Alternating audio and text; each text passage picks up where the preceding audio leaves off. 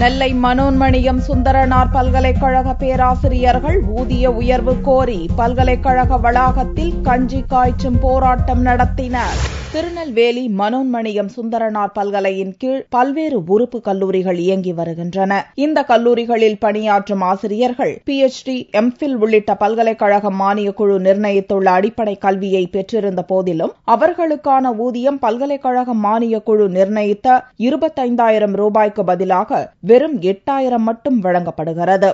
April, மே மாதங்களில் பேராசிரியர்கள் பணியாற்றினாலும் அவர்களுக்கு ஊதியம் வழங்கப்படுவதில்லை.